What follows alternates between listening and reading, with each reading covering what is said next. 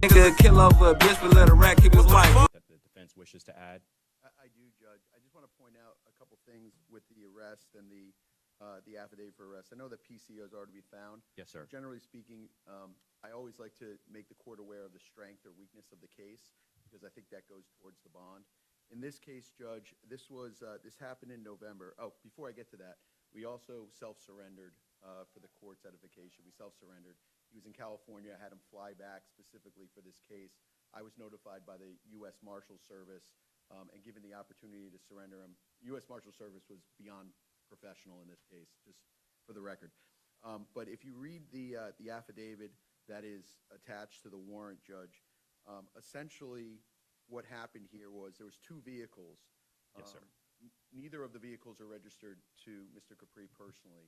An officer approaches the vehicles. One vehicle, he says, smells like marijuana. He searches that vehicle, finds something in that vehicle that is unrelated to Mr. Capri. The second vehicle, and he doesn't even see Mr. Capri on the scene at this point. The second vehicle, they then inspect. There's one person in that vehicle. There's two bags next to that person, both in the passenger side of the vehicle. One bag has drugs in it and some other items. The other bag has what he initially says, and he doesn't put this in his affidavit, he initially says that he tests it, and it tests as 27 grams of cocaine, which is just under the trafficking amount of 28 grams. When he then sends it in, allegedly, it becomes MDMA. So I also have his original report that says when he originally tested it, it tested as cocaine. Inside that bag, there's some items that he says belong to Mr. Capri, an identification and some paperwork. He then sends things off to get printed. None of the things in that bag come back to Mr. Capri as his fingerprints. I think there were several latent prints taken off. None of them match Mr. Capri. At that point, then Mr. Capri approaches the officer. Listed as a Haitian American. He does not have any ties to Orlando. He's from Pompano Beach, but again, he flew in from California. So state would not only ask that you have the bond at $50,000 in light of his occupation and lack of ties to Orlando, that it actually be increased, and one of the conditions be that he surrender his passport. If I can just address that very quickly, Judge. He is a proud Haitian American, but he is an American. He has a U.S. passport.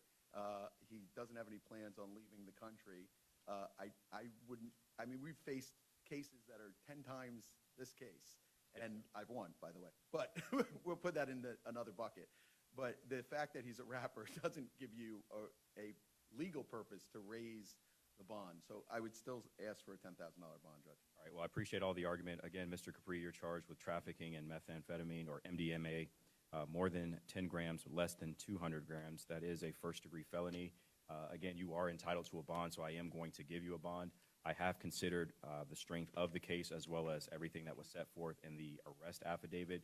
I understand the arguments presented by your counsel. I think one of the things that was left out was, while you weren't necessarily claiming ownership of the bag, you were requesting that the funds within the bag be turned over to you. So there at least is some tie, seems like, to the court, to that bag.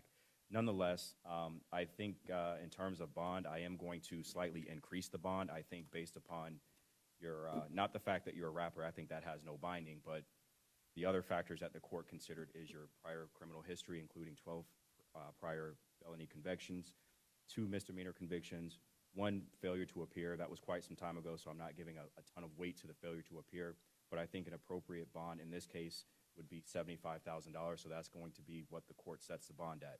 As conditions of your bond, I am going to order that you not return to the scene of the offense. The judge saying, increase my nigga bond for what? Because he a rapper? Man, I done fought cases way worse than this. He ain't leaving the country. And I might add, cases I've been in, I ain't lost. I've been whooping shit. Yeah, that's how his lawyer coming. Don't look like this a big deal. He got caught with probably some MD, whatever they said, probably some crushed up pills that he be, yeah. I remember when this happened, and they did say it was, yeah, that he had got, that they had got, and they tested. So for a minute, they thought it was that. They thought it was that powder. But it wasn't that. And so, yeah, it's one of them old problems, but ongoing. As y'all heard, the nigga was in California and had to fly back to deal with this case. I thought this situation was dealt with. So him getting arrested today, everybody thinking it's a new situation, but it's not. I actually thought it was a new situation. I say, oh no, the nigga that got caught with the, oh my God, it's over. But this that old one where they thinking, okay, he was trafficking, but it was under 28. So I guess if it's under 28, it's not trafficking. You a user. Even though I think he would be using 28 too. It wouldn't matter. But you know how the laws go. The nigga just a user. And they had caught him. But the cars wasn't in his name. It was in a bag when they searched it. So yeah, this is very beatable. It's not his cars. And just because he tried to claim the money in the bag, they like, well, nigga, these bags got to be yours. What your money doing in the bag? You trying to get us to give you the money? Man, I don't know who, man, look. My money is in one of them bags, nigga. Don't mean the bag is mine. Ain't none of these cars registered to me. That lawyer gonna whoop that. But I'll be back with another one. Y'all let me know what y'all think.